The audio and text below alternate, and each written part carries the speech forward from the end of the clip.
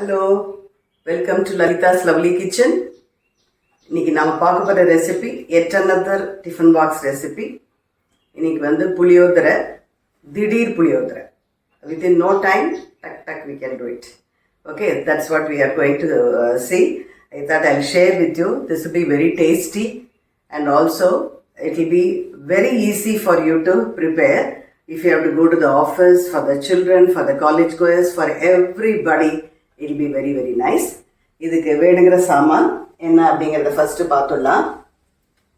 இதுக்கு வந்து ஃபஸ்ட்டு புளி நான் வந்து நல்ல பெரிய எலுமிச்சம்பழ சைஸில் நனைச்சி அந்த ஜூஸ் எடுத்து வச்சுட்டுருக்கேன். அதுக்கப்புறமா இதுக்கு எல்லாமே தாளித்து கொட்ட வேண்டியதான். இது இன்னும் பொடிக்கிறதுலாம் கிடையாது. இதுக்கு சேர்க்க போகிறது நம்ம ரசப்பொடி. நான் ஆல்ரெடி உங்ககிட்ட ஷேர் பண்ணியிருக்கேன். இதை வந்து நான் டிஸ்கிரிப்ஷன் பாக்ஸில் போடுறேன் திருப்பியும். அந்த ரசப்பொடி வந்து ஒரு 3 டேபிள் ஸ்பூனு எடுத்து வச்சுட்டுருக்கேன். அதுக்கப்புறமா இதுக்கு சேர்க்க போகிற கடலைக்காய், அதுக்கப்புறமா கடுகு, உளுத்தம்பருப்பு, கடலைப்பருப்பு, இதுக்கு சேர்க்க போகிற உப்பு, அப்புறம் 3 பேடிகர் மிளகாய் வாசனைக்கு, அப்புறமா டெக்கரேட்டிவாக இருக்கும் அதுக்காக. அதுக்கப்புறம் இதுக்கு சேர்க்க போகிற வெல்லம், அதுக்கப்புறமா கருவேப்பிலை, அதுக்கப்புறமா நான் வந்து இந்த பொடி பண்ண கொப்பரையை எடுத்து வச்சுட்டுருக்கேன். இது லாஸ்ட்டில் போட்டு கலக்கும்போது அதோட டேஸ்ட்டே ரொம்ப நல்லா என்ஹான்ஸ் ஆகும். ஸோ இவ்வளவும் நம்ம பண்ண போகிறோம். ஸோ நான் இப்போ பாண்டியில் எண்ணெய் ஒரு 3 டேபிள் ஸ்பூன் போட்டுருக்கேன். எண்ணெய் புளியஞ்சாத்துக்கு கொஞ்சம் எண்ணெய் பசையாக விட்டாக்க நல்லாயிருக்கும். அதனால் இது எண்ணெய் சுட்டுருக்கு. இந்த சமயத்தில் நான் வந்து கடுகு, உளுத்தம்பருப்பு, கடலைப்பருப்பு இதை சேர்க்குறேன். கடுகு வெடிக்கட்டும். அதுக்கப்புறமா நம்ம ஒன்று ஒன்றா எப்படி சேர்க்கலாங்கிறத பார்க்கலாம். கடுகு வெடிச்சுட்டுருக்கு. இப்போ நான் வந்து இந்த பேடிகர் சில்லி சேர்க்குறேன். நீங்கள் வந்து சேலமோ இல்லைன்னா நீங்கள் எது யூஸ் பண்ணுறாலோ அது கூட சேர்க்கலாம். இது ஒரு மாதிரி பார்க்குறதுக்கு நல்லாயிருக்கும். அதனால தான் நான் இதை போட்டிருக்கேன்.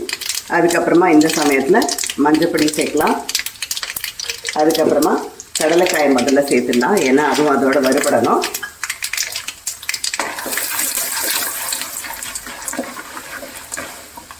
இந்த கடலைக்காய் நல்லா வறுபடுற சமயத்தில் நம்ம கருவேப்பிலையை நல்லா நான் அலம்பி வச்சுட்டுருக்கேன், அதையும் சேர்க்கணும். கருவேப்பிலை சேர்த்த உடனே இந்த பொடியை நம்ம சேர்க்கலாம். ஸோ இந்த சமயத்தில் ரசப்பொடியை சேர்க்கலாம். நான் ஒரு 3 டேபிள் ஸ்பூன் எடுத்து வச்சுட்டுருக்கேன். நீங்கள் வந்து உரப்பு பார்த்துக்கோங்க. நான் வந்து இது கொஞ்சம் சிவப்பாக இருக்கிற காரணம் உங்களுக்கு அந்த டிஸ்கிரிப்ஷன் பாக்ஸில் பார்த்தா தெரியும். இல்லைன்னா நீங்கள் முன்னாடியே என்னோடய ரெசிபி பார்த்துருந்தேன்னா தெரியும். கொஞ்சம் பேடிகர் சில்லி ஆட் பண்ணியிருக்கனால கொஞ்சம் நல்ல ஒரு கலர் கொடுக்குறது. ஸோ இந்த சமயத்தில் நான் வந்து இந்த கரைச்சி வச்சுருக்க புளி ஜூஸை ஆட் பண்ணுறேன். ஆட் பண்ணிவிட்டு அது கூட இந்த கருவேப்பிலையை ஆட் பண்ணிடலாம். இது இப்படியே நல்லா கொதிக்கணும். இப்போ கொதிச்சு புளி விட்ட உடனே நல்ல ஒரு மனம். பிகாஸ் ஆஃப் தட் ரசப்பொடி what we have added in this. இன்றைக்கி ரசப்பொடியில் பார்த்துருந்தேன்னா நான் உங்களுக்கு தெரியும். அதுலேயே நான் வந்து வெந்தயம், கடலைப்பருப்பு, அதுக்கப்புறமா மிளகு எல்லாம் பெருங்காயம் எல்லாமே ஆட் பண்ணியிருக்கேன். அதனால அந்த மனம் வந்து ரொம்ப சூப்பராக இருக்கும். ஸோ இந்த மாதிரி கொதிச்சுட்டு இருக்க சமயத்தில் வெல்லத்தை ஆட் பண்ணிடலாம். அதோட உப்பையும் ஆட் பண்ணிடலாம். இந்த மாதிரி பண்ணுறது என்னென்னா சௌகரியம், உங்களுக்கு ரொம்ப ஃபாஸ்ட்டாக புளிக்காய்ச்சல் மாதிரி பண்ணி வச்சுடலாம்.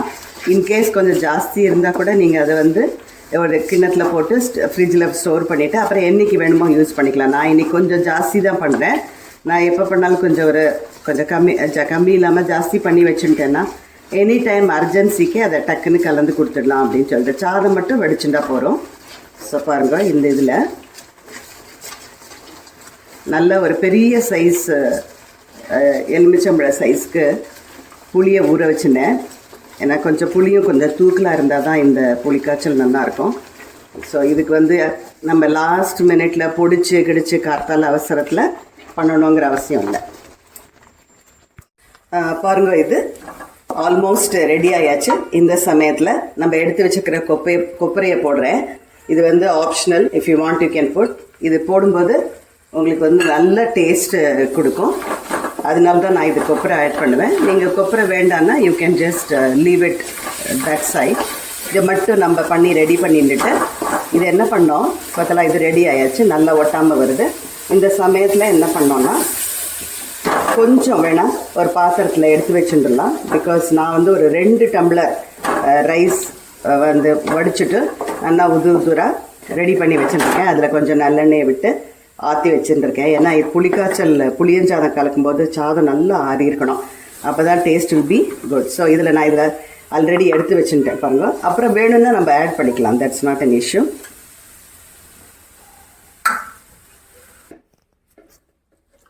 ஸோ இந்த சாதம் வந்து ஒரு 2 டம்ளர் வடித்து நல்லெண்ணெயை போட்டு உதிரியாக பண்ணி வச்சுட்டுருக்கேன்.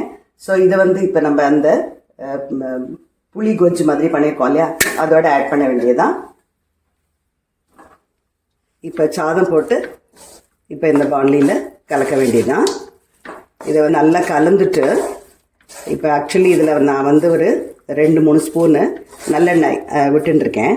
அதனால இதுக்கு மேலே நம்ம எண்ணெய் பட தேவை இருக்காது. ஏன்னா புளி கொஜ்ஜு பண்ணும்போது நம்ம கொஞ்சம் எண்ணெய் ஆட் பண்ணியிருக்கோம். இப்போ பாருங்க, இதில் நல்லா கலந்தாச்சு, நம்மளோட புளியோகரை ரெடி ஆயாச்சு.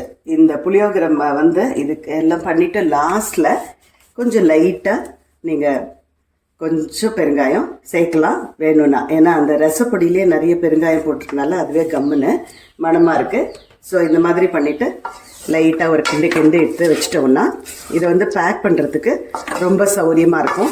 ஸோ இந்த மாதிரி நீங்கள் புளி கொஜ்ஜை பண்ணிட்டு இதை வந்து எப்போ வேணுமா கலந்துக்கலாம், இது கெட்டே போகாது. ப்ளஸ் இந்த மாதிரி இதை வந்து இந்த புளிக்காய்ச்சல் பண்ணி வச்சுட்டு ட்ராவல்க்கெலாம் ஃபாஸ்ட்டாக நம்ம வந்து we cannot have it outside அப்படிங்கிற சமயத்தில் கேரி பண்ணணுன்ற நெசசிட்டி வரும்போது இந்த மாதிரி ஃபாஸ்ட்டாக very fast it will be. நீங்களே பார்த்துட்டு ஒரு 5 மினிட்ஸ் கூட ஆகலை அது பண்ணுறதுக்கு. சாதம் மட்டும் ரெடியாக பண்ணி வச்சுருந்தோன்னா அதை கலந்துட்டு கேரி பண்ணுறதுக்கு ஈஸியாக இருக்கும். Especially for the office chores, for the college children, for school children இந்த மாதிரி பண்ணி கொடுத்தா they will like it very much. I hope you like this recipe. Please try and enjoy it. Let me meet you in the next lovely video. Bye-bye.